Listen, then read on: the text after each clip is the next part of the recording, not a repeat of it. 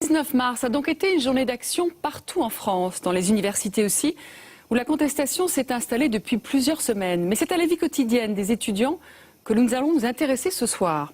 En octobre dernier, 2 200 000 jeunes ont fait leur rentrée à la fac. Au cours de l'année, un quart va abandonner faute de moyens. Le problème numéro 1 pour les étudiants reste le logement, mais il n'est pas le seul.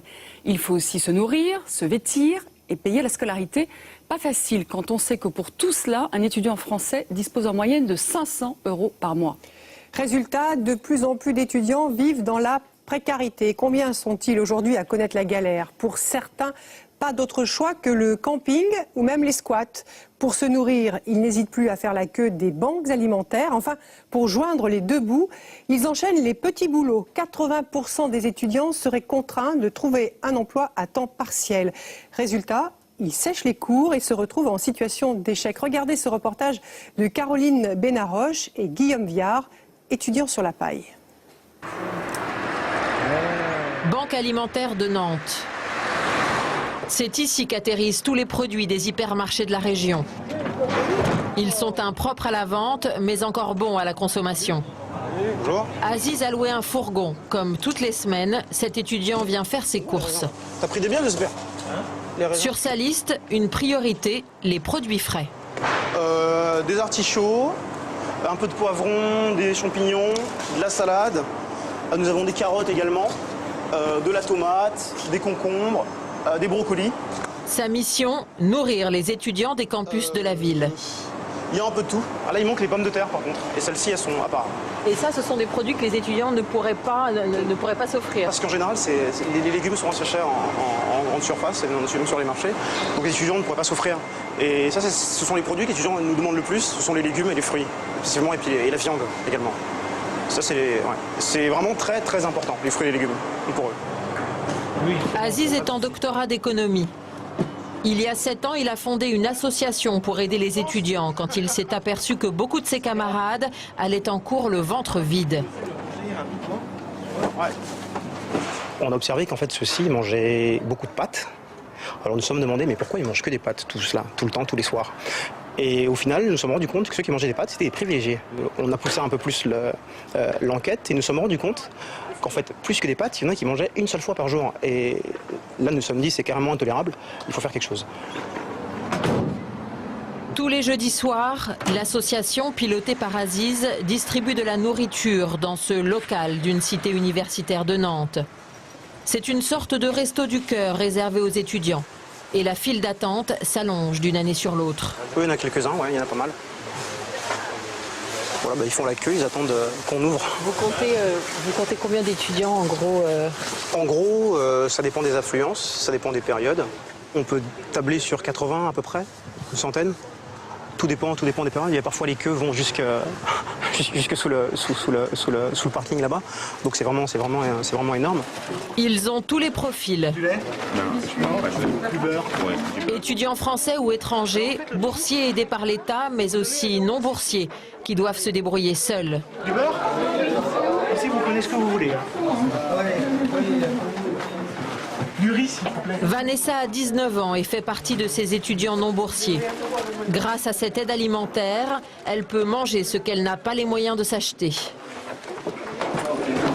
Ce sont des fruits, des légumes que vous n'avez pas mangé depuis longtemps, ça par exemple? Oui, des champignons frais. Je les mange généralement en boîte. J'achète rarement des carottes, le raisin ça coûte assez cher, donc c'est pour ça que je profite de ça pour en prendre. On est à volonté, il y a des carottes, des salades, des fruits. Tu veux faire un éclair au chocolat? Non merci, ça ira. Du taboulé il est super bon, hein. Non, sûr? Non, rien d'autre, ça ira? Bon, bah ça te fera 1 € s'il te plaît. 1 € le panier, quelle que soit la nature et la quantité de nourriture emportée. Merci. Depuis la rentrée, c'est une vraie bouée de secours pour Vanessa. Et avant, vous mangiez comment du coup? Donc j'allais au supermarché faire mes courses, donc en prenant les prix les plus bas quoi. Mais bon, on a vite fait pour 15-20 € par semaine quoi. Donc là, si on compte, ça me fait à peu près 80 € de moins d'économiser. et ce qui me permet de remettre cet argent-là pour le transport, le bus et payer l'école et m'acheter d'autres livres, quoi. Ce soir-là, l'association a rempli les cabas de 80 étudiants. Combien d'entre eux ne mangent pas à leur faim en France? Aucune étude ne permet de mesurer ce nouveau phénomène. Un seul chiffre. 100 000 étudiants vivent aujourd'hui sous le seuil de pauvreté. Ils s'accrochent à leurs études.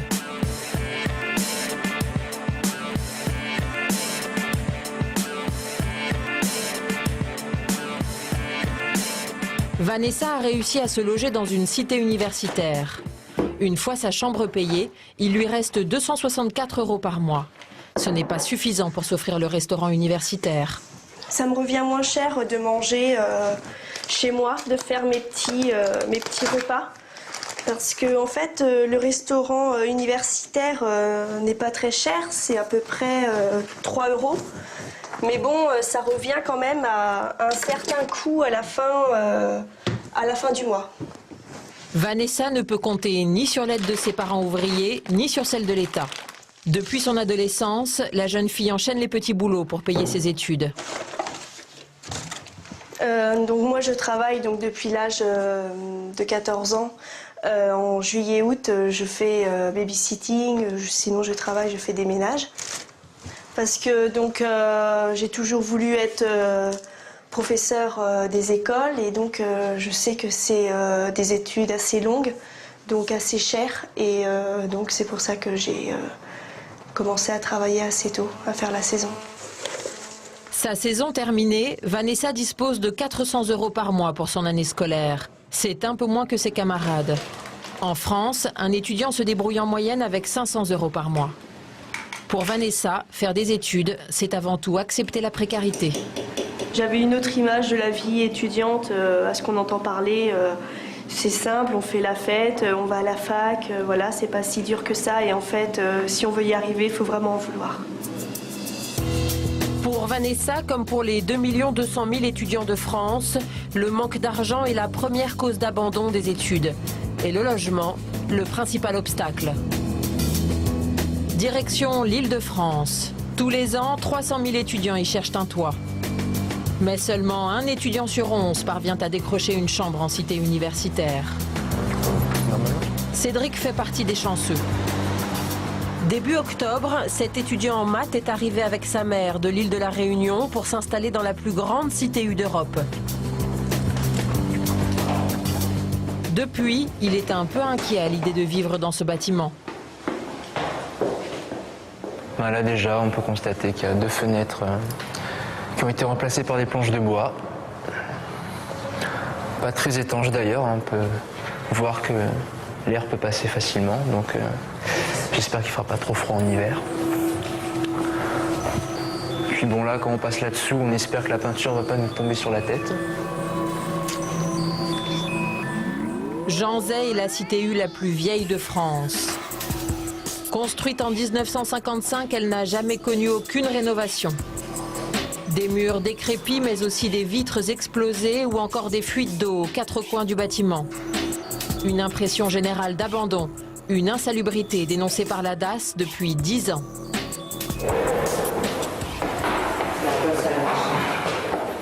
On parle toujours d'hygiène et de sécurité en France, à tout bout de sauce, dans toutes les émissions, tout le long de l'année, même en maternelle, ils en parlent à l'école, où est l'hygiène et la sécurité dans ce bâtiment. J'en vois pas. Moi, ça ne me rassure pas de partir et de laisser mon gosse, enfin, un gosse, un grand, d'accord, de vivre dans cet établissement. Ça me fait peur quand même. Pour suivre Cédric dans sa nouvelle maison, nous sommes venus discrètement le week-end. Les autorités qui gèrent les bâtiments ne nous ont pas autorisés à les filmer. Courage, mon petit. À 136 € la chambre, Cédric ne pouvait pas trouver moins cher. Son père lui verse 500 € par mois et sa mère au chômage ne peut pas le soutenir. Vous pouvez aider financièrement votre fils? Non, à l'état actuel, non. Il faudra attendre un an quand je travaillerai. Il faudra que je refasse une formation pour pouvoir avoir du travail. Parce que pour l'instant, je suis au chômage. Et aider mon fils par la suite. Je l'espère bien. 2 étages plus bas, Cédric rencontre Inde, une étudiante en psychologie qui vit ici depuis 3 ans. Quand tu viens de la gare d'Antony, en fait, tu arrives par là-bas directement, c'est la première. Inde est boursière. Elle se débrouille avec moins de 500 € par mois, logement compris. J'habite ici. Dans ces 9 mètres carrés, la jeune fille a réussi à s'organiser en aménageant par exemple une cuisine, malgré l'interdiction, pour raison de sécurité.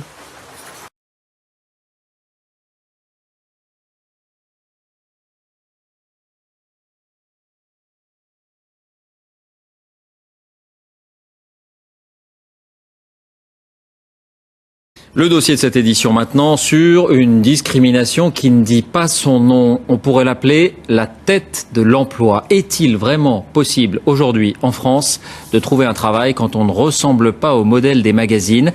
Des chercheurs viennent de se pencher sur le sujet et il apparaît que ce critère, le critère physique, le critère de la beauté, est au moins aussi important que celui des diplômes. Dossier signé Romain Messy, Antoine Morel. Alors dans les couleurs sombres, déjà le noir sera à éviter. Le noir c'est pas un idéal et on va voir qu'on peut faire beaucoup mieux que le noir. Des conseils précieux pour la garde-robe, une séance de maquillage ou encore une coiffure plus moderne. Le 11 janvier dernier à Paris, c'est une opération relooking proposée par le Pôle emploi à ces chômeuses longue durée. Un plus pour espérer décrocher un travail. C'est vrai que c'est important avant d'affronter un entretien, de se sentir un petit peu plus à l'aise. Et les stylistes qui les prennent en main ont une certitude. Le look compte globalement à compétences égales. C'est peut-être choquant de le dire, mais c'est une réalité. L'image est importante. Son image, Céleste Diaz en a souffert il y a tout juste 1 an. À 2 pas des Champs-Élysées, elle postule par courrier à un emploi de vendeuse dans ce restaurant de salade. Sur son CV, pas de photo, mais 17 ans d'expérience dans la restauration rapide. Au bout de 2 heures, on m'a rappelé tout de suite pour me dire que je commençais mon travail ici le lendemain, quoi. Il n'y a pas eu d'entretien? Il n'y a pas eu d'entretien. Je leur ai demandé si le lendemain matin j'allais avoir un entretien. Ils m'ont dit non, vous y allez, vous signez votre contrat et vous commencez. Mais Céleste Diaz constate très rapidement que sa corpulence pose problème. La direction du restaurant ne lui propose aucun uniforme à sa taille. C'est le t-shirt de la boutique. Évidemment, je ne rentre pas dedans. Vous ne rentrez pas dedans non plus, hein. Et au terme de la période d'essai, un message téléphonique de son chef d'équipe enterre son espoir de CDD. J'ai reçu une rupture de ta période d'essai. Tu rentres pas dans le cadre du concept de jour. Un équipier qui ne peut pas mettre de t-shirt de jour ne peut pas travailler chez jour. Donc voilà, je suis assez surpris de tout ça. Pour la direction du restaurant, ce message ne serait qu'une erreur et une terrible maladresse. Aujourd'hui, elle clame sa bonne foi. Mes équipes sont composées absolument selon des critères qui n'ont rien à voir avec l'aspect physique, mais qui sont uniquement fondés sur la compétence commerciale, le sourire. Être gros, c'est pas un problème pour vous? Non, pas du tout, pas du tout. Discrimination physique ou simple coïncidence? Une certitude, Céleste Diaz considère aujourd'hui son poids comme un handicap sur le marché de l'emploi. Pour preuve de cette exigence de beauté, petite visite dans ce grand magasin parisien. Un constat s'impose, vendeurs et vendeuses sont pour la plupart minces et séduisants. Un critère de recrutement que la direction n'a pas voulu confirmer, mais pour cette chasseuse de tête, ces images ne choquent pas grand monde. C'est pas très étonnant qu'on prenne des gens plutôt agréables à regarder, qui sentent bon et qui sont plutôt propres sur eux, etc. Vraiment. Mais elle le reconnaît, dans les grandes entreprises, certains préjugés ont la vie dure. Pour un directeur des achats, on va avoir tendance à pas vouloir prendre quelqu'un avec trop d'embonpoint et trop fort, parce qu'on se dit qu'il sait pas dire non, et s'il sait pas dire non, il va peut-être, de la part des fournisseurs, toucher par derrière. Mes clients continuent à penser, donc ce sont des dirigeants, hein, ils continuent à penser que le barbu cache quelque chose. Cette sélection au physique, le chercheur Jean-François Amadieu a pu la mesurer grâce à des études statistiques. Il a envoyé par paire des centaines de CV quasi identiques, à l'exception de la photo qui les accompagne. Sur un des CV, on va avoir la photo de quelqu'un qui est d'apparence plutôt agréable et puis est mince. Et puis on va avoir sur le deuxième CV, là en l'occurrence quelqu'un qui est en surcharge pondérale, qui n'est pas tout à fait en situation d'obésité. Et la réaction des entreprises est sans ambiguïté. la personne en surpoids va recevoir 3 fois moins de réponses positives, c'est-à-dire d'invitation à un entretien de recrutement, et donc a beaucoup moins de chances d'être recruté. Une discrimination physique difficile à prouver et dure à encaisser pour ceux comme Céleste Diaz qui estiment en être victime. Je suis grosse et je le sais. C'est bon, ça se voit, on est au courant. Et aujourd'hui, il y a plein de gros sur Terre. Hein, donc, c'est pas la fin du monde. Hein. Céleste Diaz n'a pas souhaité porter plainte devant la HALD. Elle a préféré tourner la page et faire une pause dans sa recherche d'emploi.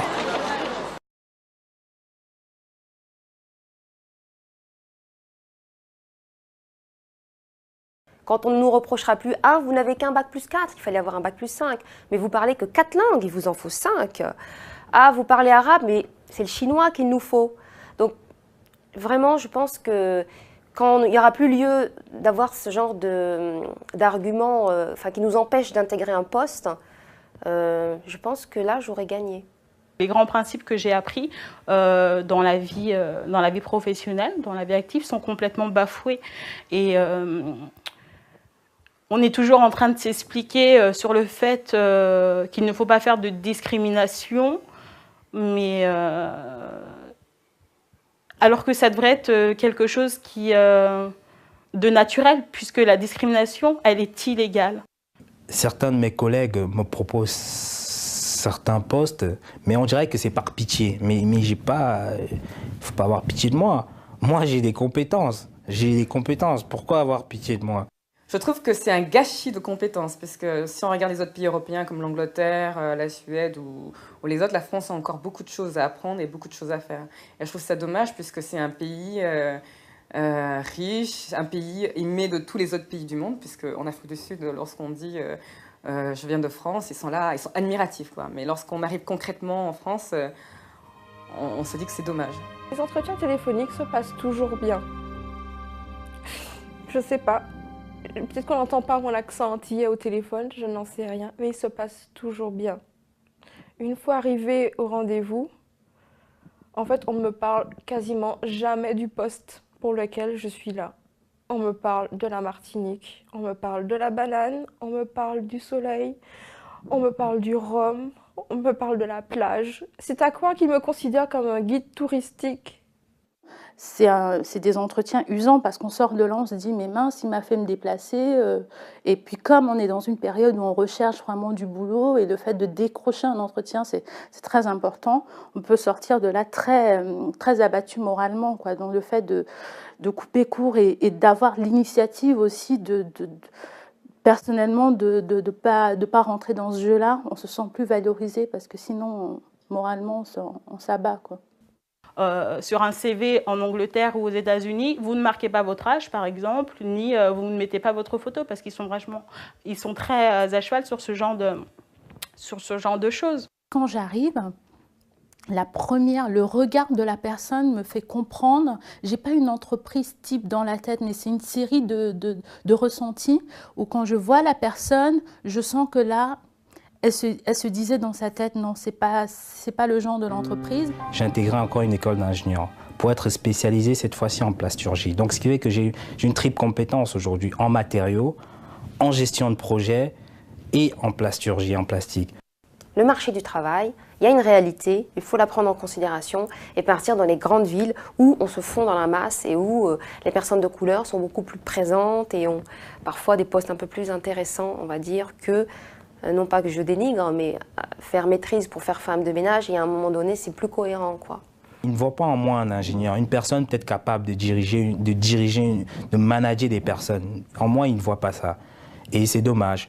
Ça suffit, en fait, les postes sous-qualifiés. J'ai fait beaucoup d'intérim. Mes collègues sont toujours arabes ou africains et vous les interrogez sur leur parcours et vous voyez qu'ils cumulent des SS, des masters et vous ne comprenez pas. Et quand vous voyez au-dessus, en fait, vous voyez que des blancs. Enfin, là, il faut parler correctement et voilà. Et vous voyez que ça et vous vous dites, mais non, mais c'est pas possible. Vous avez autant de compétences, voire plus parce que vous maîtrisez une langue étrangère, vous faites plein de choses et vous en êtes réduit à faire du téléphone C'est incompréhensible.